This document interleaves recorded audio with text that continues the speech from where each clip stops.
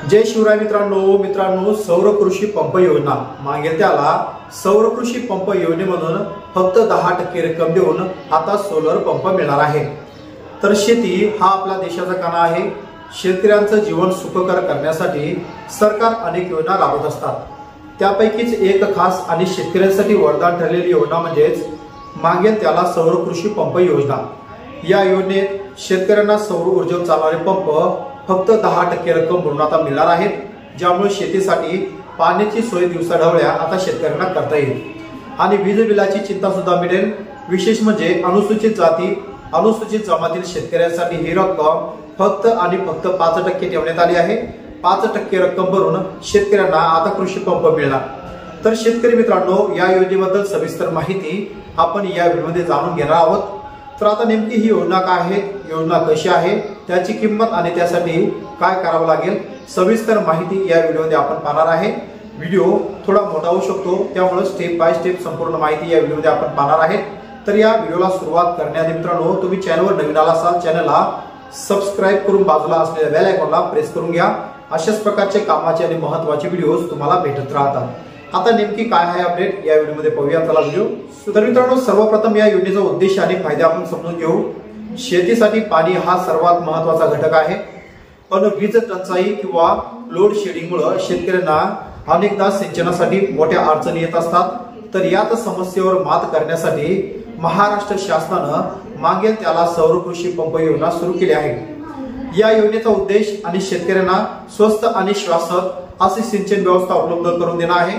तर सौर ऊर्जेवर चालणारे पंप हे वीज बिलाशिवाय काम करतात आणि पर्यावरण पूरकही आहेत, त्यामुळे शेतकऱ्यांचा खर्च कमी होऊन शेतीचं उत्पन्न वाढण्यास शेतकऱ्यांना मदत होईल। तर या योजनेचा सर्वात मोठा फायदा असा आहे की शेतकऱ्यांना फक्त 10% रक्कम आता भरावी लागणार आणि उरलेले 90% खर्च हे आता सरकार उचलणार आहे। तर याशिवाय सोलर पंपाची देखभाल आणि दुरुस्तीची जबाबदारी 5 वर्षासाठी सरकार आणि पुरवठादार एजन्सी यांचीच असणार आहे। म्हणजेच पंप नादुरुस्त झाला तरी तुम्हाला अतिरिक्त खर्चाची चिंता ही करावी लागणार नाही। शिवाय या योजनेत विम्याचं संरक्षण सुद्धा मिळणार आहे, ज्यामुळे नैसर्गिक आपत्ती किंवा चोरीमुळे पंपाचं जर नुकसान झाल्यास तर तुम्हाला संरक्षण हे आता मिळणार आहे। म्हणजे शेतकऱ्यांना 100% अनुदान तरी म्हणलं तरी चालेल। मग आता कोण पात्र आहेत या योजनेसाठी याची सविस्तर माहिती सुद्धा पाहूया। तर या योजनेचा लाभ घेण्यासाठी तुमच्याकडे स्वतःची शेतजमीन आणि पाण्याचा स्रोत असणं गरजेचं आहे। मग तो स्रोत विहीर असेल, बोरवेल असेल, नदी असेल किंवा शेततळ सुद्धा असू शकतं।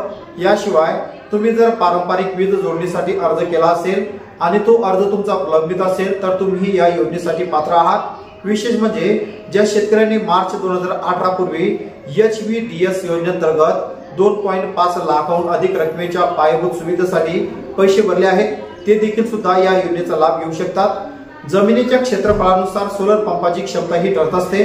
म्हणजेच 2.5 एकरापर्यंत शेत जमिनीसाठी 3 HP हॉर्स पॉवर क्षमतेचा पंप, 2.51 ते 5 एकर जमिनीसाठी 5 HP आणि 5 एकरपेक्षा जास्त जमिनीसाठी 7.5 HP क्षमतेचा पंप हा मिळणार आहे। जर तुम्हाला तुमच्या पात्रतेपेक्षा कमी क्षमतेचा पंप हवा असेल तर ती मागणी मान्य होते।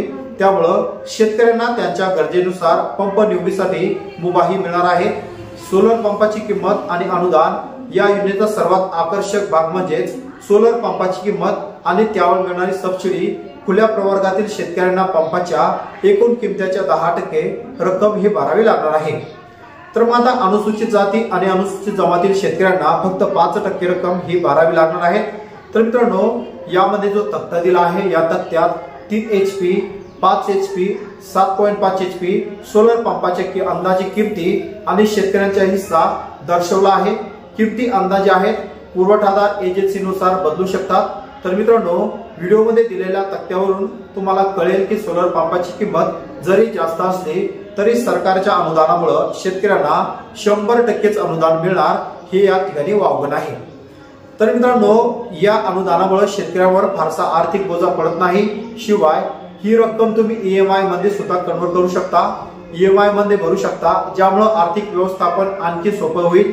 म्हणजेच तुम्ही जर विचार केला तर 3 HP पंपासाठी खुल्या प्रवर्गाला शेतकऱ्याला 20,000 रुपये भरावे लागतात तर SC ST शेतकऱ्यांना फक्त 10,000 रुपये रक्कम भरून तुमच्या बँक खात्यातून ऑनलाईन पेमेंटद्वारे ही रक्कम तुम्हाला भरता येणार आहे।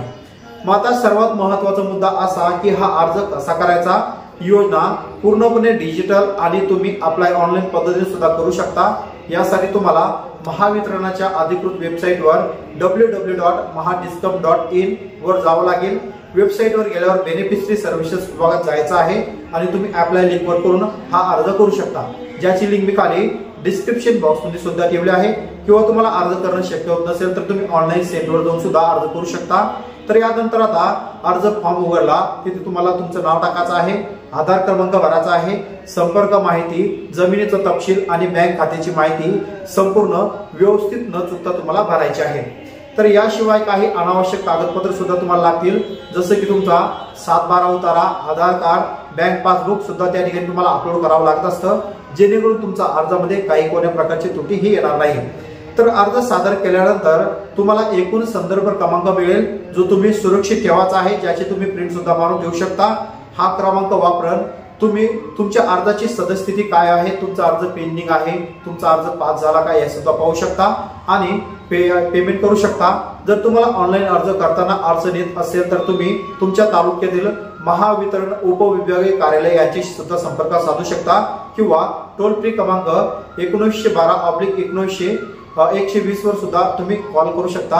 ही सुविधा शेतकऱ्यांना अर्ज प्रक्रिया सुलभ करण्यासाठी उपलब्ध करण्यात आली आहे। त्याचबरोबर वेंडर निवड आणि देखभाल अर्ज मंजूर झाल्यानंतर तुम्हाला सोलार पंप पुरवठा करणारी एजन्सी निवडावी लागते। म्हणजेच महावितरणाच्या पोर्टलवर 14 एजन्सीच्या याद्या उपलब्ध करण्यात आल्या आहेत, त्यापैकी तुम्ही एक यादी निवडलेली एजन्सी आणि महावितरणाचे कर्मचारी तुमच्या शेतात येऊन पडताळणी करतील आणि त्यानंतर पंप बसवला जाईल। विशेष म्हणजे या पंपाची देखभाल आणि दुरुस्ती जबाबदारी 5 वर्षांनी एजन्सीवर असते, तर 5 वर्षानंतर ही जबाबदारी शेतकऱ्याची असते। तर पंप नादुरुस्त झाला किंवा चोरीला गेला तर विम्याचं संरक्षण सुद्धा तुम्हाला मिळणार आहे।